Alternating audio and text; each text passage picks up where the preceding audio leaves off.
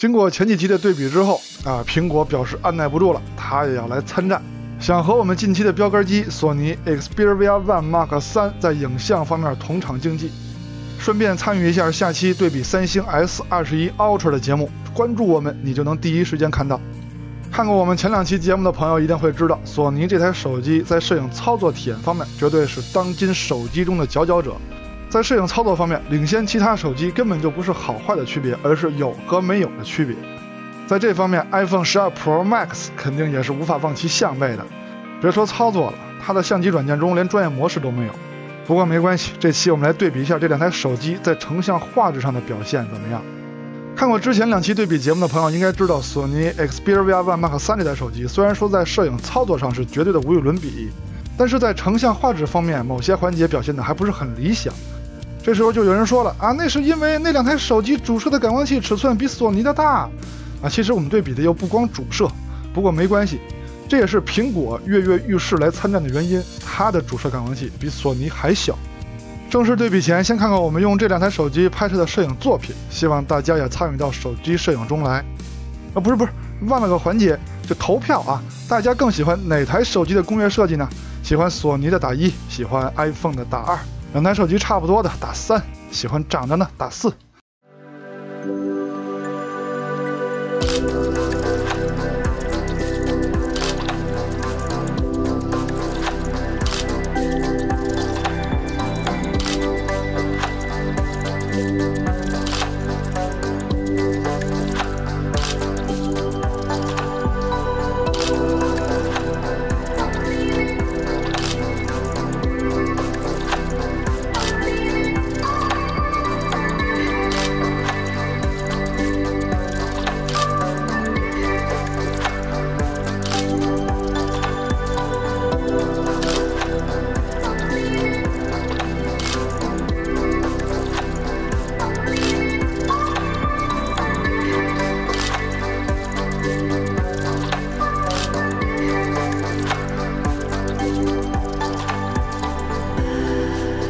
刚刚的精选样片呢，都是由这2台手机拍摄的，并且用它们内置的滤镜编辑的，希望可以激起大家对手机摄影的兴趣。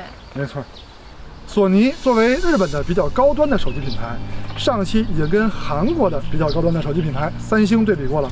那么这一期呢，我们让它跟 iPhone 12 Pro Max 美国的比较高端的手机品牌来进行对比。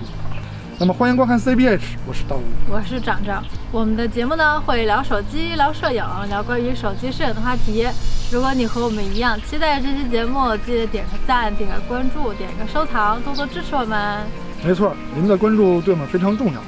那么我们下边就来好好对比一下这2台手机在每颗镜头上的光学表现、成像表现怎么样。索尼的后摄3颗镜头当4颗镜头用，前几期节目已经介绍的很详细了，这里就不多废话了。iPhone 12 Pro Max 的后摄呢就是3颗镜头，我是不是标错了不过它肯定是跟12 Pro 的后摄排列是不一样的这点是肯定的，那无所谓了，反正就是这3颗镜头。先看主摄，2台手机的主摄硬件参数都列这儿了没什么可说的。但是呢，跟前2期对比的手机不同，这次 iPhone 主摄的感光器比索尼的还小。看样片上来先说一个问题，就是拍完照片之后回去查看，发现这次索尼放大中心之后的中心分辨率非常的模糊，这是在之前的对比样片中没有出现过的。于是我又看了一组，我发现放大中心之后还是如此，中心分辨率非常的模糊。于是我就开始猜想，是不是因为开了 AI 超分辨率变焦这个选项的原因。我们拍摄对比样片时倾向用默认设置来拍摄，但是下面的回复非得要求我用这个 AI 超分辨率变焦来拍摄。后面的样片呢，我就都是用这个模式拍的，所以我猜想可能跟这个有关。于是我就找了之前拍摄的相同场景的照片来对比，放大中心，发现这次中心分辨率正常了，2台手机的中心分辨率都没问题 ，iPhone 呢还稍微有点锐化。成像风格方面嘛，用我们的话来讲 ，iPhone 的主摄看上去成像上亮堂一些。你们更喜欢索尼的还是 iPhone 的呢？在放大右上角对比边角画质，发现索尼的边角画质下降的比 iPhone 厉害一些。再看超广角镜头，索尼的超广角镜头使用感光器比 iPhone 的大。iPhone 那个虽然说感光器有点小，但是等效焦距非常广，在13至14毫米之间。两台手机超广角在成像方面画面都挺清新的。iPhone 那边地面上看起来更分明一些，视角上一看就是 iPhone 的更广。视角差距如图所示，这个红边就是索尼 Xperia One Mark 3拍不到的范围。放大中心对比，两台超广角的中心画质分辨率是差不多的。再放大右上角对比边角画质，两台手机的边角画质呢都有下降。iPhone 的这个右上角是拍的这个位置很奇特呢，还是怎么画面那么奇怪呢？来看下一张对比样片的表现，放大中心对比，两台手机超广角的中心画质还是比较接近的。边角画质方面也是都有下降，下降的也都差不多。再看中焦镜头，索尼的中焦跟长焦镜头是在一颗镜头上，这个我们前几期节目已经说过了。索尼的中焦是 2.9 倍 ，iPhone 呢是 2.5 倍。感光器大小方面是索尼的更大一些，其他参数基本接近。长焦呢，索尼是 4.4 倍 ，iPhone 呢就没有了。看对比样片，这里又发现了一个问题，索尼的成像在画面的上半部分成像还是不错的，但是到了下半部分怎么这么虚呢？不知道这个是否跟前面说的 AI 超分辨率变焦有关？有这台手机的朋友，你们可以自己试一下。那还得找正常的样片来对比，索尼这边呢是 2.9 倍 ，iPhone 是 2.5 倍。放大中心对比，两台手机的解析力是差不多的。再看长焦的对比，索尼是 4.4 倍 ，iPhone 呢是 2.5 倍数码变焦到5倍来拍摄的。放大中心对比，索尼的中心解析力确实高于数码变焦的 iPhone。前置镜头由长长给大家介绍。苹果的原相机啊，都知道很清晰、很真实。索尼的其实也是很还原人眼看到的效果。索尼的前置呢有2种模式，一个是原相机，一个是人像自拍模式。原相机在屏幕上看起来稍微有一点锐化效果，其实看成片还可以。它跟苹果那种自然的还不太一样，它既不是磨皮也不是锐化，就很特别。在人像自拍模式里呢，有5种功能：背景虚化、美肤、皮肤亮度、眼睛放大和瘦脸。其实它功能不是很多，但日常差不多够用了。反正比苹果的美颜功能多。苹果大家都知道，它人像模式根本没有什么可以美颜的选项，最多调个滤镜，但是也不能调强度，就还可以给自己打个光，但打光之后自拍来看效果不是很自然。总之，用原相机自带的前置自拍就没有什么花里胡哨的功能可以选，但不知道为什么就是看着很自然、很顺眼，非常还原我人眼看到的真实效果。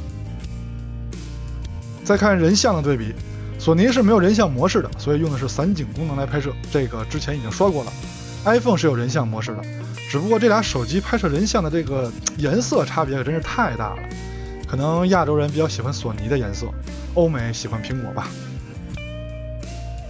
下面是宽容度的对比，先看主摄，在这组样片中，索尼的亮部没有 iPhone 好，就是它天空上的细节稍微比 iPhone 少一点点，但是暗部的细节上可比 iPhone 多得多了。再看同场景下超广角的表现，同样还是亮部上 iPhone 可能比索尼稍微好一点点，但是暗部细节上索尼比 iPhone 强很多。看过前几期节目的朋友应该知道，索尼在宽容度这个环节上表现并不是很抢眼，可是在这组照片的表现上看还不错。我得先思考一下，那咱们先看下一组样片。在这组样片中，索尼的表现就没有 iPhone 好了，虽然说 iPhone 有眩光，但是暗处的细节展现不用放大就知道是 iPhone 的好。在放大亮部依然是 iPhone 的细节更多。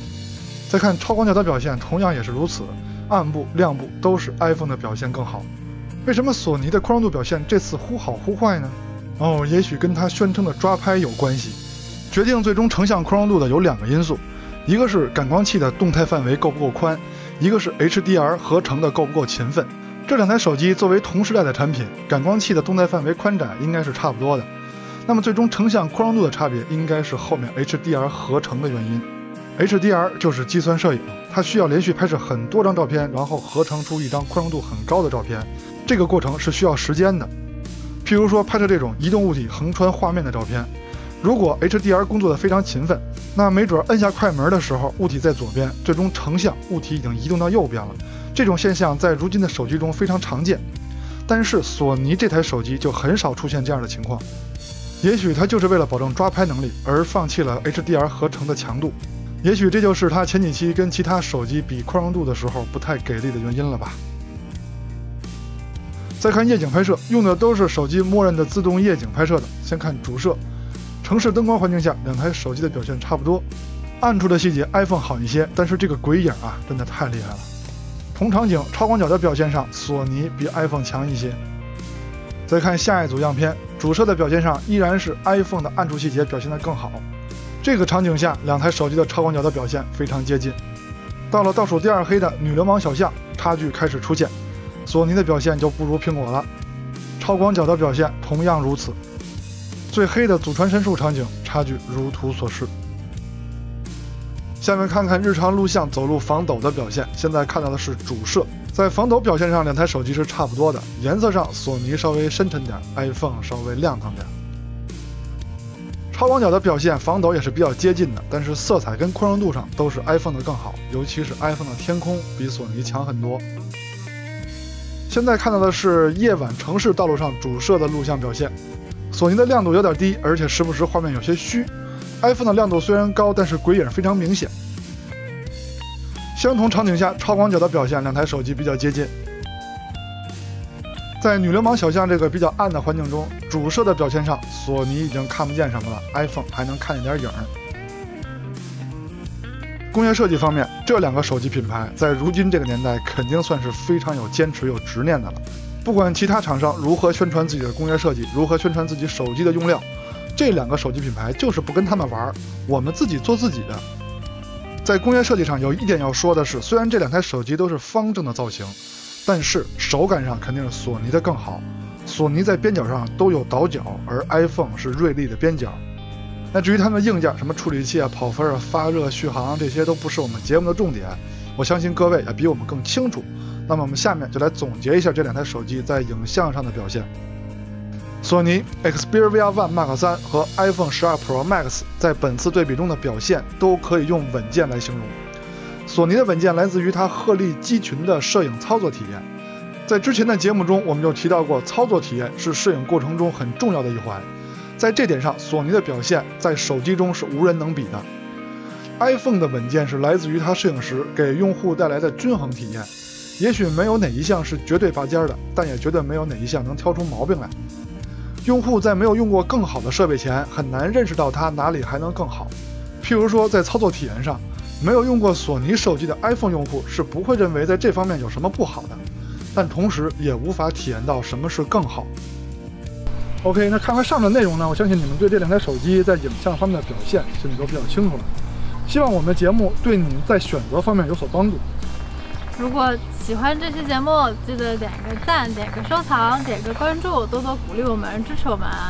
那本期节目就到这儿了，我们下期节目再见，拜拜。拜拜。